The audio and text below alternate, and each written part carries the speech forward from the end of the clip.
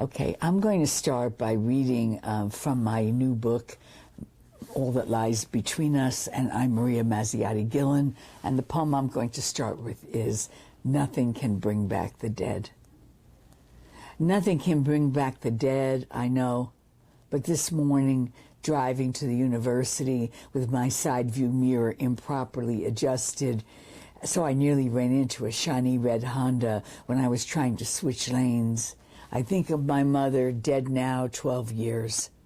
I am driving and talking to her as though she were in the car with me, as she was when I was a young mother, and I'd pick her up to take her grocery shopping. She'd get into my bright blue VW Bug, and she'd be all neat and shiny, clean as a polished button. She'd hold her handbag, imitation leather in beige or black, with a small handle and a little clip to hold it closed, and start right in complaining about my dirty car. She'd curse in Italian under her breath as she picked up scraps of paper, candy wrappers, the assorted refuse of my life, and placed my garbage in a plastic bag she'd carried to the car for that purpose. Even as she cleaned up, wrapping the seatbelt around her like a scarf because she couldn't manage the buckle, she'd tell me how to drive, slow down, watch out for that car, close the windows, there's a draft in this car, even when it was 100 degrees outside. Then she'd unsnap her purse, that little click I can still hear in my head, and she'd take out a hard candy and give it to me. It was always like that between us.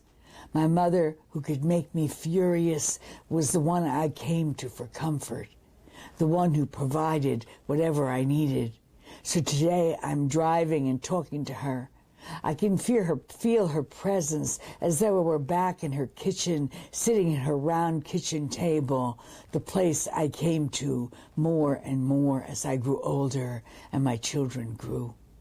The older she got, the more people came to her for her wisdom and earthy humor, her straight talk, her energy, her ability to laugh, all of us leaning on her, my mother who wasn't even 5 feet tall.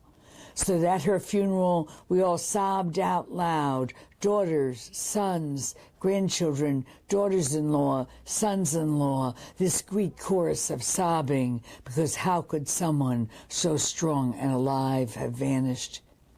When I was 30, I screamed at her and threw her out of my house for criticizing my domestic abilities.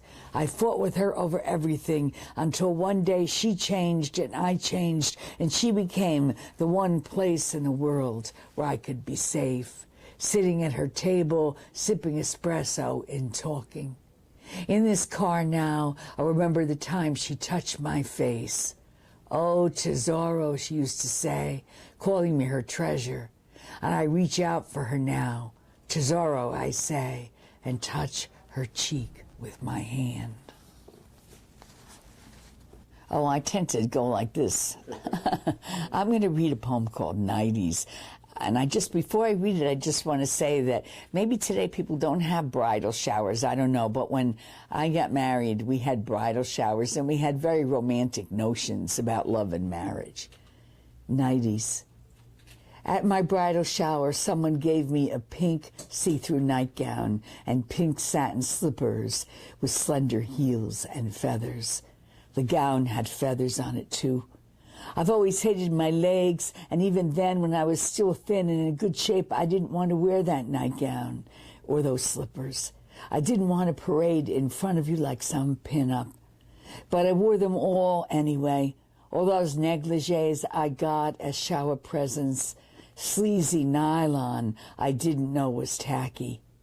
When I wore shorty nightgowns, I'd leap into bed not wanting you to notice how the nightgown revealed what I thought my biggest flaw. In all the young years of our marriage, I wore a different nightgown every night. Not that it ever stayed on for long. And afterwards, I'd pull it back on, not wanting our children to find me naked in our bed. I felt so sophisticated in those nightgowns, like the ones Doris Day wore in movies. Only years later, when my daughter buys me a nightgown made of soft and smooth blue silk, Do I realize that the first ones I owned were cheap imitations of this, the one I hold now to my cheek? Grateful to have been once what I was. How lucky I am to have loved you in nylon, silk, my own incredible skin. And I want to read another poem about my husband, a poem about him when he's much older, and it's a poem basically that connects to the fact that he has early onset Parkinson's disease. What a liar I am. I've been lying for a long time now. The sicker you get, the more I lie to myself most of all. I cannot say how angry I am that this illness is another person in our house. So lies are the only way to get through each day. How hard it is to admit that I am often impatient and raging, and that anger is a pit I can never swallow, that love, even mine for you, who have been with me for 40 years, cannot dissolve the hank of loneliness that has been lodged in my throat. The irritating squeaking of your electric wheelchair, the way I want to run from the putrid smell of medicines rising from your skin, the way I lie and lie so you won't know how heavy this illness feels, how long it's been going on, 16 years now. Your feet dragging along the carpet on days you can still walk, or like a fingernail on a blackboard. This is all too much for you, you say, and I reassure you, no, not for you. Nothing is too much for you. I'm a burden, you say. No, I say, not a burden. The face I see in my mirror is not one I want to see. Oh, love, I could not have imagined it would come to this, where I can only live by lying to myself and you with your begging eyes, your reedy voice, a clanging bell that calls me, you whom I love but cannot carry. What? Whenever you're ready. Oh. I'm shooting him. From the back. Yeah. But keep it to, you don't want my big fat ass sticking out there. No, I got you covered. Got you covered. This poem is called Selective Memory, and you know, a lot of my poems really deal with